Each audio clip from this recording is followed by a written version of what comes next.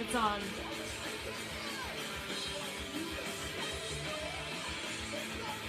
So this is a giant animatronic transhuman beast walking around with a camera in his head so the guy controlling it off stage can see where he's walking it to and what he's looking at, that guy.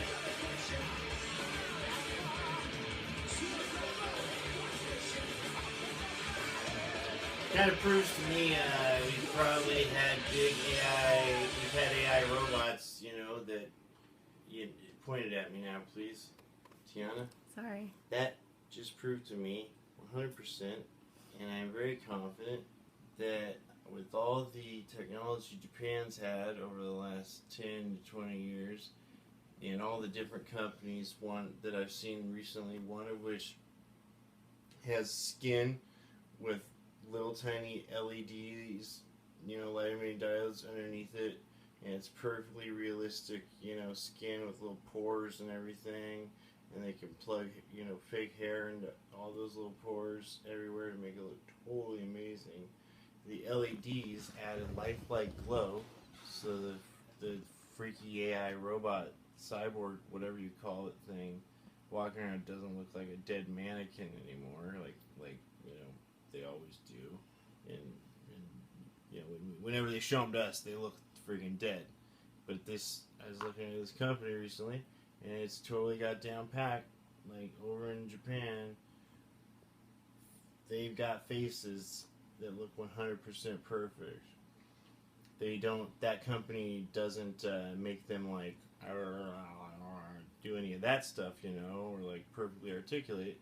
But it's just, you know, wrapped over a mannequin's head, and it's just perfect looking skin with perfect hair plugged into all the little spots. Like it almost looks exactly like my beard and my mustache, you know, almost as good as that, you know, like some of these things. Like it is, they take the time to meticulously place each hair into each little pore. It is like crazy. Oh my goodness. Yeah, and then there's another company that's got robots that they'll just show you the shell of, just a metal shell. They'll just show you a metal shell of this robot, and it can perfectly do the, you know, twisting of the shoulder, you know, with like this ball joint pivot action thing, and it can perfectly do the elbows, and it can do the wrist, you know, just right like humans do, and the fingers and the knuckles and everything. And it can do all that in sync and, you know, in different ways, and the legs and everything else too. But they just that company only ever shows that at places, at expos, at, you know, consumer electronic shows, as just a metal frame, you know, walking around doing all that stuff. Okay, and then there's this other company in Japan that's got this, you know, program, software, whatever, that you can talk to it and ask it questions, and, you know, it'll perfectly, like, by reading your tone and other, you know, things, it's got cameras attached to it so it can see your facial features and check your expression, to also, like, make sure if after it says something it didn't just offend you, you know, so it can, like, learn how to, like, better communicate with you in particular. Like, we've got that, there's companies got that technology, right? And that's, like, mind-blowing, because we used to only ever have, like, that. The fact that can be intuitive now and can learn and teach itself is astounding, because that was like the huge hang-up for the longest time in talking to robots and being able to tell if you're actually talking to a robot or not, because you used to have some guy sit there for thousands of hours in front of a computer thinking of anything somebody might ask anyone ever and typing in answers to those possibilities, you know, so that if anybody does ever ask that AI that, it'll be able to have an answer for it. But even then, that's not taking into account tone or sarcasm or things like that. Now we've got software that can totally do that. So you can talk to these AI and they can even know when to, like, use slang terms type things, you know, use things in a slang way or, you know, alternate meanings. And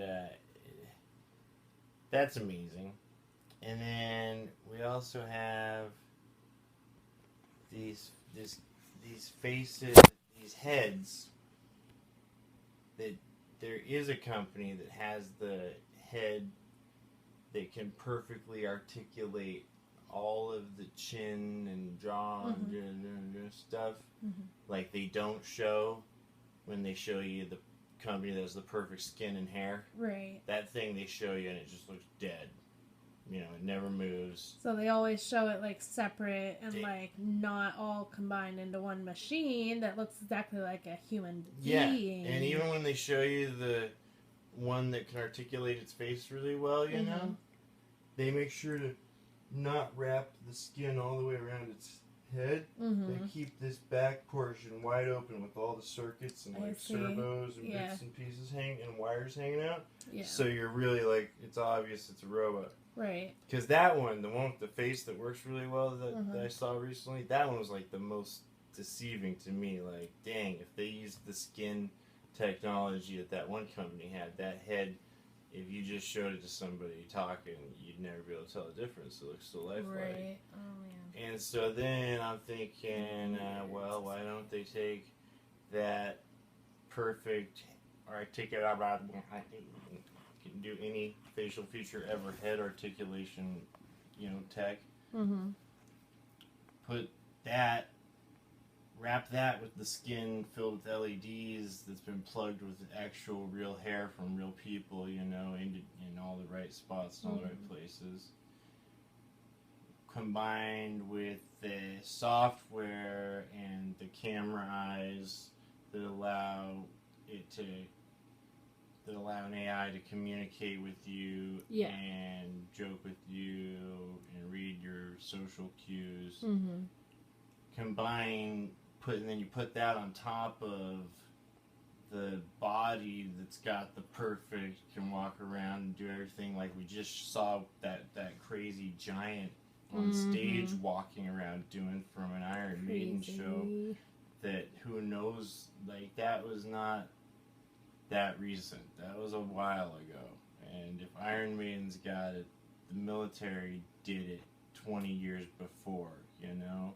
True. So I'm just saying, you put that fancy face, head, good skin, wrap it all around the beautiful, well-made body that can balance and hop on one foot, you know, and you've got AI that nobody can tell the difference from human or not, especially if you're kept, you know, like 20 feet away from it at all times.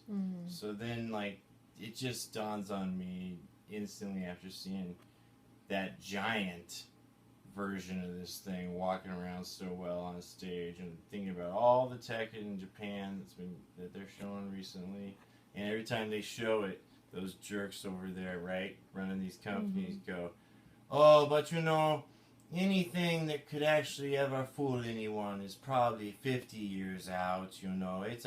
And even then, it's always going to be our goal and our objective to never make a robot that is actually able to fool anyone, you know. We want people to always know, you know, we think that would be too creepy and could lead to problems and possibilities of personalizing them too much. And then, so I hear that stuff, and then they kind of always have like a little snicker half the time when they're talking about it being 50 years out. Because they know, each of these individual companies talking about their individual tech, they know they've already gotten together and made one, you know? And then, so here's what really drives you nuts.